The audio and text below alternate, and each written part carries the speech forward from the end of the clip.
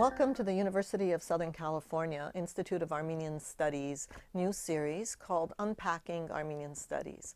We're going to be looking at all of the issues in Armenian studies and speaking to various scholars around the world about Armenians in the world and the world's impact on Armenia and the Armenian experience.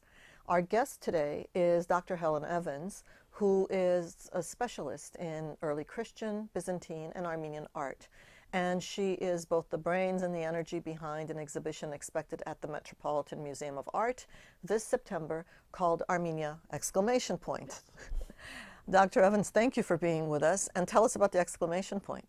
Well, we're very excited about the show, and we've worked through a huge variety of titles, and none of them were incredibly short, punchy, and Armenia with an exclamation point seems to be that. So tell us briefly, I'm sure it's going to be an extensive exhibition, tell us briefly what it will entail. The exhibition is an effort to make people aware of how important Armenian art in the medieval centuries is and why it should be recognized as an important portion of the world's art. And Armenian art has had a history of being seen as a significant cul-de-sac that didn't interact with others and thus could be somewhat ignored. And what we are arguing is that you can't ignore it and should not ignore it. So we're beginning with the significant beginning of the Middle Ages for the Armenians, which is the conversion to Christianity at the beginning of the 4th century. And we are following it till the arrival in the Near East of printed books in vast numbers. So it's later than one might think of as the Middle Ages in other areas, but we normally consider the Middle Ages to end when printed books arrive in bulk. So we're going to essentially a high point in the presence of the Armenians in Persia. You said something really interesting about the interaction. The lack of interaction with various events, societies, cultures has therefore resulted in isolation of some sort of Armenian art. Is that what I understood? Well, it's a larger thing. It's not just Armenian art. It's any art that you don't feel feeds into the evolution of the history of art. You don't pay a vast amount of attention to. You do the same thing with history or odd moments in evolution or anything else where it's easy to say, I've got to stick to the main road. I'm not going to make an excursion off very far on that side road. Is part of this discussion a discussion about pure versus hybrid? Well, I think it's a turn in the way scholarship's being done in general. I think the last century spent a lot of time defining what was pure, and we're now going back and saying, well, no, pure is not, it does not come into existence until a whole lot of hybrids make something. So let's see what those hybrid elements are. Your colleague, the CEO of the J. Paul Getty Trust, James Kuno, was at one of the Institute events, Innovate Armenia, and he spoke about that challenge of identifying what is a national culture.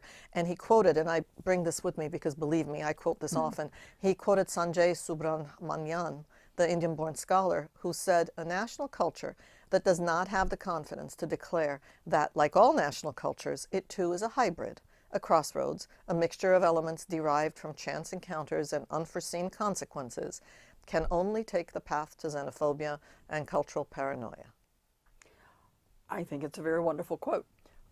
I think it's important that by looking at Armenia in a broader sphere, the very fascinating show that's on right now at Dr. Kuno's Getty is which is on the edges, people on the edges, ends with an Armenian manuscript. I don't think you would have bothered putting the Armenian manuscript in there a decade ago when Armenian was seen as only the other, because it's actually on the New Jolfa Merchants and the Silks. That's that last manuscript. The pieces that will be on exhibition are from the Met's holdings? I wish. The Met, like most places, has odd and idiosyncratic Armenian objects. The most wonderful thing we have is, of course, the great Hajkar that's on loan from the Republic of Armenia that we've had since 2008. We are focusing the show primarily on institutions within the Armenian sphere that have preserved and protected Armenian culture, because one of the throwaway sentences is everything has been destroyed, and that's actually not true. Vast amounts have been destroyed, but if you really think about it, vast amounts of all sorts of things have been destroyed.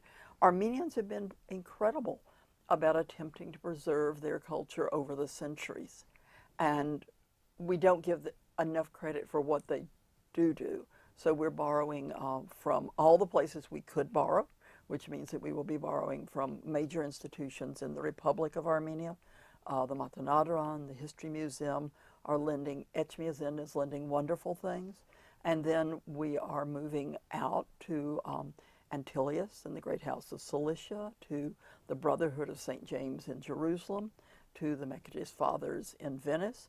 We unfortunately will not include, as I originally dreamed of, the works in Iran, because they cannot lend. It's part of the U.S. government laws. It would be against it for them. We can't borrow right now from either Turkey or Russia because of complications that have nothing to do with the Armenians, but the Armenian show will suffer because of that. And then we're borrowing from Armenian institutions, like are ones with large Armenian holdings, like the Gulbenkian, the Manukian collection, the Armenian Museum in America in Boston. It just renamed, so I keep forgetting it.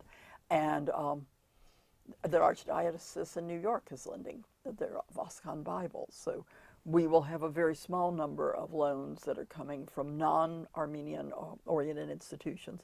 The Getty is lending 2 of the Rosslyn Canon tables. UCLA in California is lending a couple of pages from their Gladzor Gospel. So LACMA is lending a portrait of an Armenian priest, but not by an Armenian. I remember seeing that and wondering about that. You've done a bit of arm twisting here. We have worked very hard.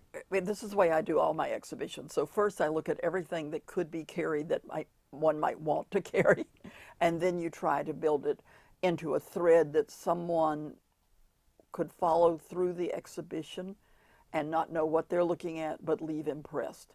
I've always done exhibitions on cultures that are not well known, and ever since I had my first job in education at the Mint Museum in Charlotte, North Carolina, I've accepted that the basic thing is to get somebody to go through, not know what they're looking at, and walk out and say, I wish I had understood that. And then hopefully they'll go around and go through it again. And then everything that's above that is desirable, which also includes meaning that a major scholar goes through and says, I learned something I didn't know.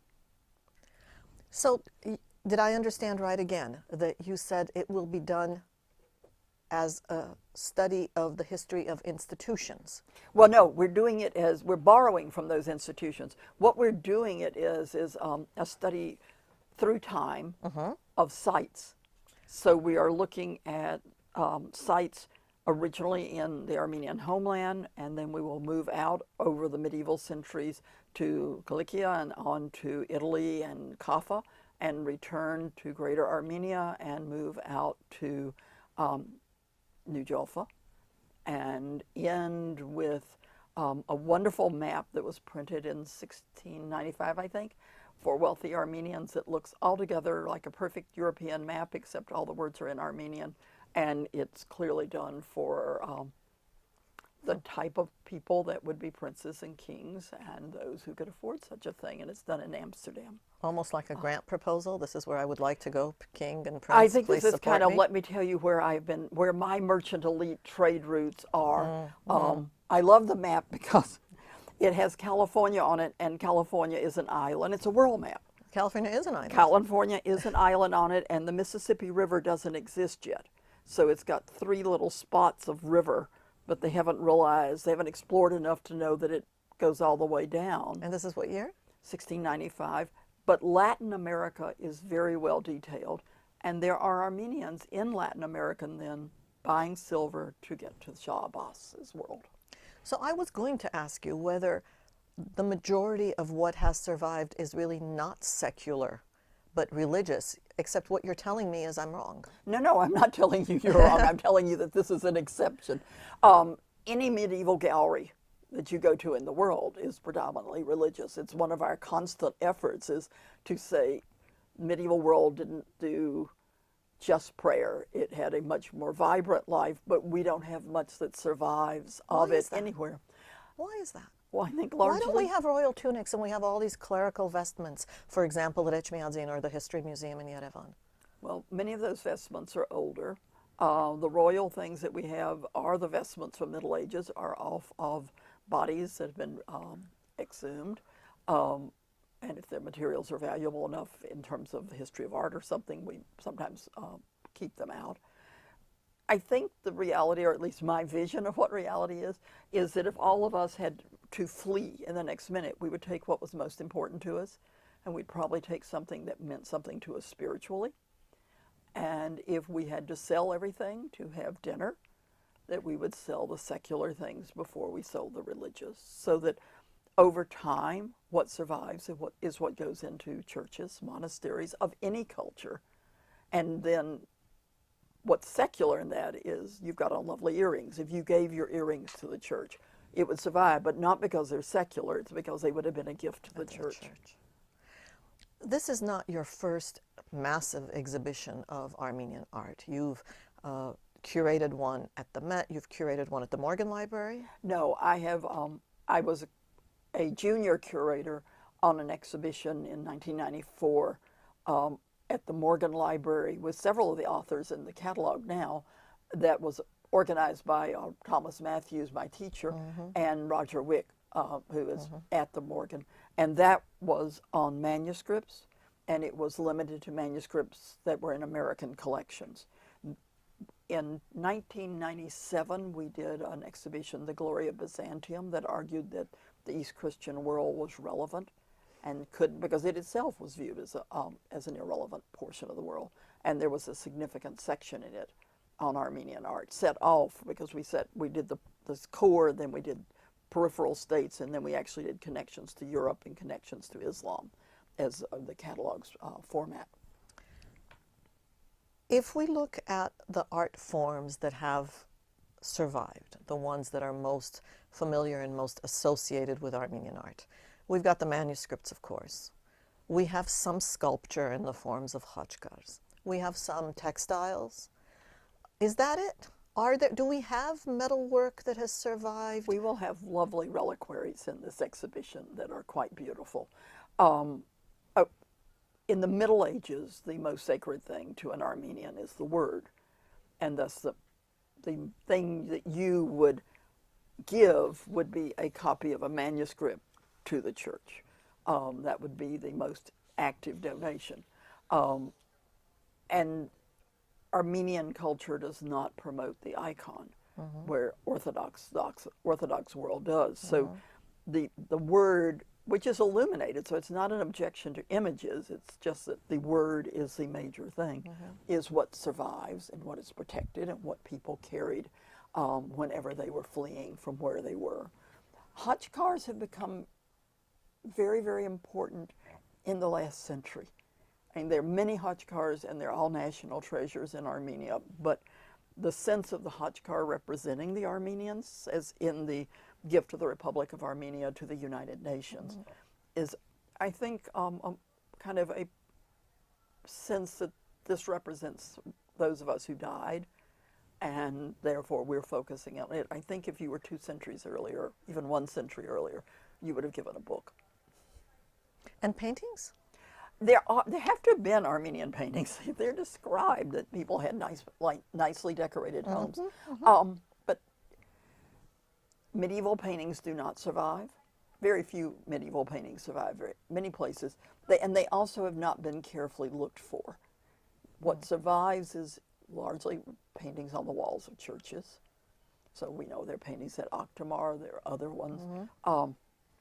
But the early generation of archaeologists who would have probably found them best weren't really looking for them, and they were covered by many layers of whitewash. Tell us about the catalog and the scholars in the catalog.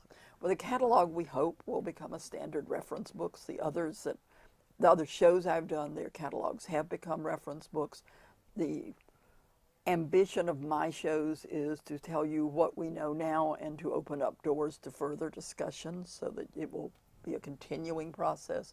And we have brought together a body of scholars, largely from America, because what I'm hoping this will do is encourage more courses on Armenian art in America. So lots of scholars from somewhere else is really wonderful, but they're not going to be able to teach a course at USC. And we have some very junior scholars that have written a couple of catalog entries. I have great hopes that they're going to be outstanding in the future. Christina Maranchi, who is doing fantastic work at Tufts, is the thread that carries the book through, because she's written on the architecture of these different sites. So while they won't be so totally present in the installation, they will be very present in the exhibition, in the catalog itself. Sylvie Marion, who has worked on manuscripts for many, many years. Me, I am writing for it. Rachel Ghazarian, who is writing on these very, very complex and difficult centuries of how can you look at the Seljuks, the Mongols, Timur, from the Armenian perspective and show how the Armenians were both devastated, but some of them did very, very well. And those, some of the best reliquaries are coming from those centuries. No men? You should include a few men, don't you think? I'd like to. What we are going to have is a large number of images of people. We very deliberately selected works that show people. And one of the things that makes Armenian art different from the Byzantine sphere that's right beside it is Armenians show themselves. So we have, at the edge of some reliquaries, the donor is shown. At the bottoms of manuscripts, the donor is shown. And we are, to the extent we can, making a point of recognizing people. We're, I'm very excited over the fact that we're taking several artists and talking about them as artists. So not, this is a manuscript and it represents Armenia, but these are works by Taras Roslin. This is what he does. These are really weird and wonderfully idiosyncratic works by Hakab of Yulfa. And this is an artist, and he is working through his issues in depicting really, really wonderfully weird versions of God creating the world. And we have a picture of Hakab at the bottom of one of his manuscripts. We're opening it to that self-portrait. Authorship. Who did you look for that you couldn't find? What specialists did you look for that aren't there? In terms of art, or? In terms of Armenian art, the Byzantine context, the world context. I would like to think there were a whole lot more people studying Armenian art in more depth than there are quite yet. I think the show done in 20 years would be different in the variety of people it could draw on. I'd like to have found more specialists in things like Islamic art, Byzantine art, who were interested in the Armenian contribution. I found some, but not as many as you would like to think there were, because I think that the show, if it is really successful, will open people's eyes to thinking about the intertwining of these people living on a, one, you live on the trade routes, and you live on culture, spots of land that just different cultures wash over in amazing variety. Are there hints of the Armenian worldview, the worldview of the artists or the central characters in these works that come through in some of them? I think so. I imagine so. When you come, you'll have to decide. We're going to open with a world map by the Englishman, a monk, Matthew Paris, who's working at St. Albans in the mid-13th century, who you would think would not know anything about Armenia, because we tend to think that that's kind of the other end of the world from him. But he has drawn this world map with Armenia at the far edge of the eastern world, two mountains from Mount Ararat and the Arc, and then underneath it the word Armenia. And he knows this because Armenian clerics visiting St. Albans in England have talked to him, and he asked them where Mount Ararat was, and they explained it to him. So our sense that these people don't know each other are simplistic. It's not just Armenians. We tend to think nobody in the Middle Ages moved, but they did. One of the great Armenian scholars that people studied, he himself studied in Alexandria in Egypt. People moved, and we're trying to make sure that people understand that everybody didn't grow up in Armenia and sit in Armenia.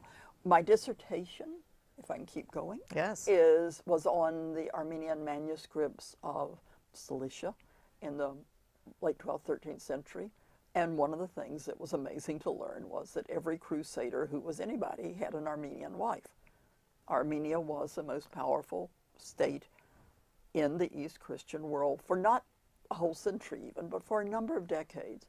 And so you go throughout the crusader states and they are married to Armenians because Armenian wives offer protection, power, good soldiers, and what we had not really thought about, I didn't think about in my dissertation, was they offered access to the trade routes of the East because they were the Mongols' most western point of contact. So you go in through the port at Ayas, that's controlled by Cilicia, and you can be handed off all the way to China. So now you've gone off in 3 directions. I wanted to ask you about your dissertation, your studies, and how you fell into Armenian art, and we'll do that. But let's pick up on this thread. So you keep repeating 2 things. You keep repeating the word, the divine, the spiritual connection, the spiritual means to survival. And then you also keep talking about trade and the trade routes. And if you had to say which one drove which, is it the trade and the traders that made all the rest of this possible? You know, I don't actually know an answer to that. You have, I believe, always been a type of key point on the great route to the silks of Asia, so that Matthew Paris in his text says, you control all of China and India, which you clearly do not physically, but you must have been this great place where they knew if they got within what you had, those trade goods came in. You being me, representative of the Armenian nation. I got it. I accept. But I think what held those merchants together in the Middle Ages, because I'm sure you were on trade routes in great prehistory and till the modern day, was you unified yourselves in medieval times around your amazingly early adoption of Christianity. And you hold to that. And your language feeds into that. But last night I was at the Getty at an event. We were talking about why does Armenia, 50 or 60 years before the Roman Empire, officially adopt Christianity? What advantage did that king see to it? Because largely kings don't do things unless they see a point in it. What are we not quite understanding? And the culture that comes close to matching Armenia is Ethiopia, which controls the transit point for the trade to the pepper of India. And they also have a king, and they also, in the early 4th century, become Christian. So you have these 2 incredibly important points, kind of the most eastern edges of 2 major trade routes of the Roman Empire that identify with Christianity before the state itself does. One could argue things haven't changed, that those similarities of religion and culture are still what drive geopolitics. Yeah, it's and you could argue that people pick their religions to stand opposite the people they already dislike. One could argue that. Back to the scholars and back to what's missing. You said a little bit about what you wish was in the comparative sphere, in the bigger regional sphere, whether it's Byzantine or Islamic art, and connections between scholars and between the topics that they study. There is this sort of assumption in the Armenian studies world that there is much too great a focus on the medieval period, and really what we need to do is focus more on the contemporary period in the arts and the humanities as well as the social sciences. What do you think? I'm a medievalist. Wrong person. You won't get an exhibition out of me unless you let me do the Middle Ages. But in terms of scholarship and colleagues and successors, I think if you don't remember the past and think about what it did, that it makes you a weaker modern place. I'm not sure that that's altogether accurate, but I've never forgotten that when I was doing the Glory of Byzantium and was talking to a person who would determine whether a large number of loans came, and we went to his home, and his wife was talking to me, and she said, "Who are you?" And I thought, I'm from the American South. I'm going to answer you like I would answer my mother. So I said, these are who I am, and this is where I came from. And she said, you know who you are, we'll lend to you. And then went and told her husband to lend to us. I think she was distressed that Americans didn't know who they were. I think she was like my mother. She didn't care what the answer was. She cared for an answer. There wasn't a right answer. Okay, so that is part of another question that I'm almost hesitant to ask. And I'm asking this from the Armenian perspective, but my question is this really just an Armenian question? And that is that, you know, the whole Armenian world is going to be thrilled to pieces that this is happening. Like beyond thrilled that someone named Evans is explaining me to me and putting it in the context of the great Metropolitan Museum of Art. Now, is this an Armenian reaction? Is this a reaction to survival? Or is this a reaction of all small peoples? Or is this just a human reaction? I think it's a human reaction. I think that if you're great artist is Michelangelo, where we've just had this incredibly wonderful exhibition by Carmen Baumbach at the Met on him, that you are able to assume that more people are going to know who the Ninja Turtle Michelangelo is than you are. We do not have an Armenian Ninja Turtle. We're working on it. I'm all for it. I began my graduate studies in Asian art, and I think most people wish to think of their culture as being respected. I think there's some cultures, England, France, Germany, Italy, that are more used to thinking they're respected, but that the rest of the world, including America, and our art is very modern. We don't have a vast amount of people's worldwide interest in what was done in America in 1700. We want people to see a point in us. I once when I had the Armenian gallery in the Gallery of Byzantium, I also had a Bulgarian gallery, a Georgian gallery, Crusader gallery. It was a series of the periphery. And I heard a man, well-dressed gentleman, say to his wife in the Bulgarian gallery, I did not know those people could read and write then. Well, the Cyrillic alphabet was invented for the Bulgarians before they were the Bulgarians. I think if you feel that people don't know about you, it matters more to you to be remembered. But I think everybody wants to be remembered. I think everybody wants to be respected. And I would argue that what an art museum can produce is an exhibition about you at your best. I could also do an exhibition about the worst pot you ever made, but nobody's ever going to come to see an exhibition on the world's worst pot. So what I've tried to make a world that was largely ignored when I arrived at the Met more central in terms of itself. We've always had great works of art from this world. We've just rarely looked at it for the people who made it. We've looked at it for what it did in influencing Western European art. And now the galleries at the Met, where the Armenian works that we do have are installed, this is what these people made. And yes, it is important enough that it both influences Western European art, it also influences Islamic art. It is part of a world's art of centuries that we should think about, to me.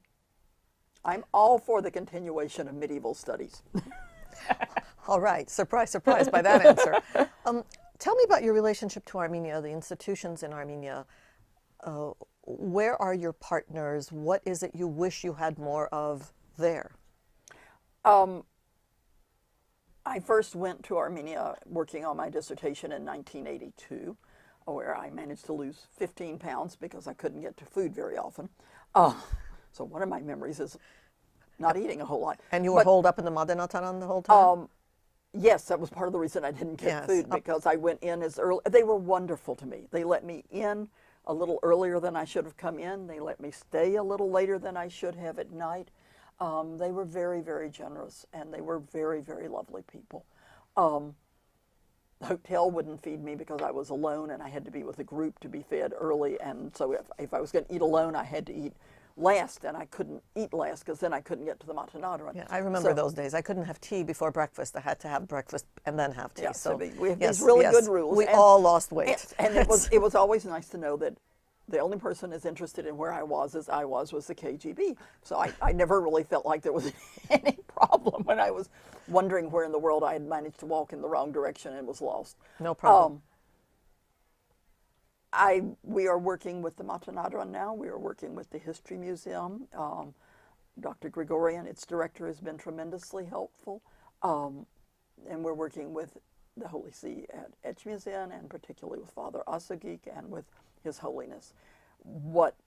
It's not a problem specifically with Armenia. I've never found a former Soviet bloc state who has thought that America had any culture and thus that they should lend anything good to it. So to try to make people understand, less now, but still. So to try to make people understand why it would be really important to lend their very best so that the works could stand up to the very best we have at the Met is a conversation that is ongoing with everybody. It's also ongoing with every religious group I ever deal with. Things survive in monasteries because they don't send them out a whole lot. So why should I be any different? Which is their constant response. That's yes, exactly well, I can't blame them. You know, say, I'm going to take care of them, and they sit there and say, well, this went out in 1801 and it never came back. Why should I trust you now? They have good reasons. So it's how can you make them understand that you will fully respect them, that you're not going to abuse their loans. And what about scholarship? What about the scholarly collaboration, the studies that make evident provenance, value, implications, content, significance? Do you have that sort of collaboration? We get tremendous support in terms of issues like provenance and identification. The problem from my perspective, so you may get others that answer you quite differently, is that the Soviet system was a very linear one. This is not just in Armenia. So you would study a very small group of things over a very small period of time, and you would not in any way be encouraged to look outside of those 5 objects. Mm-hmm. So you couldn't think about what might have influenced them, who they might connect with. And mm-hmm. It is, for some scholars, extremely distressing to be asked to place something in a context that is larger than what was done in Lori, and not even look at the next province over in Armenia for connections. And is there a place in the post-Soviet space where that's changing, and oh, why yes. and how is that changing? Well, I imagine it's changing because both Armenians and other states are sending their students out, and that people are also going in, and sometimes it goes better than others, but that I was at ICOM, so it's a Museum World conference last spring, and it was quite fascinating to watch these kids, none of whom I knew, coming out of programs in Armenia who were thinking very, very innovatively, and how much a certain generation that was closer to my age was distressed by it. I spent last night discussing with people, what can you do to make information more interesting? If you've come in a system where all of us came out of, where your teacher sat there and said, this is it, sit down, learn it, and now you're trying to figure out how to get people to think about it.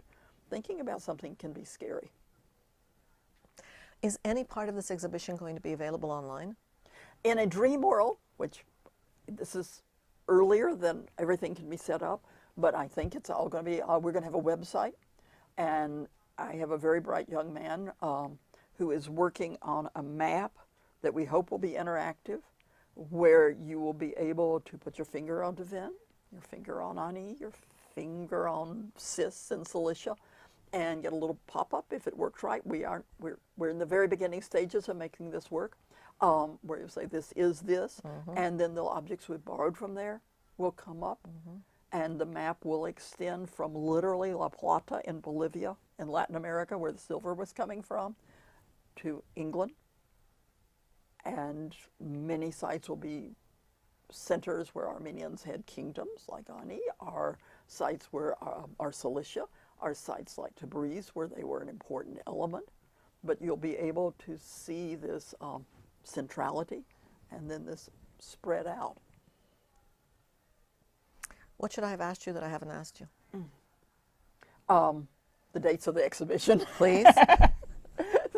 We're opening on Armenian Independence Day, so September 21st. 21st? Suddenly blanking on the date. And we're closing on January 13th. And we're closing on the 13th so that Armenian Christmas will be celebrated at the Met. And I think that in that we are in a way giving Armenia a voice by our selection of dates. And January 13th is Old New Year, so the year will end auspiciously. In totally practical terms, it's the day that the riggers who move everything in the Met are first available after the 7th. Okay, so we've got the holidays to spend in New York. But I think what we want Armenians to do is to go through and maybe be irritated with what we do on this point or that point, but that all the Armenians in America could find something they relate to, whether their families came out of New Jaffa or out of Lebanon or out of Italy or out of the Republic of Armenia or out of the modern nation state of Turkey, that there will be aspects of their world respected in the exhibition, and that people who, like me, knew nothing about Armenia when I was first introduced to it, will recognize why it's really interesting and important and is very much a part of the world's art. Is a museum exhibition like a book or a movie? The numbers are the measure of success and the indicator of more such possibilities to come? Yeah. I think it's, well, like a book or a movie, you have two winners. You have the ones that are viewed as totally intellectual and thus maybe get a cult following if we're talking about movies, since we're in a kind of a studio-like one. And you're in And then you get the ones where you get a really wonderful turnout. And so they may not be viewed as so highbrow, but they have a turnout. And then you get the wonderful moment when it comes together. When we did the Gloria Byzantium, we had almost 500,000 visitors. When Carmen just did Michelangelo, she had 700,000. So brilliant scholarship has come together with a public response to it. Anything that gets a huge response, either intellectually, because her book is already in reprintings, and we've reprinted books of mine, or attendance, then is seen as something that it's worth supporting. I think that all of these Christian world is under-recognized. I also think it's on the verge of being incredibly studied in universities. So I'm hoping that the exhibition is part of a rising wave and that Armenia will go forward off that rising wave. Thank you. Thank you. We've been speaking with Dr. Helen Evans, who is a specialist, as you clearly heard, in Christian art. We haven't gotten, pre-Christian, you haven't had time for that yet. You wouldn't want to ask me. In early Christian art, in Byzantine art, and in Armenian art. And she is the curator of the upcoming exhibition at the Metropolitan Museum of Art in New York, beginning September 21st, ending January 13th, 2019, entitled Armenia! Thank you for joining us here at the University of Southern California Institute of Armenian Studies. This is Unpacking Armenian Studies. I'm Salpi Ghazarian.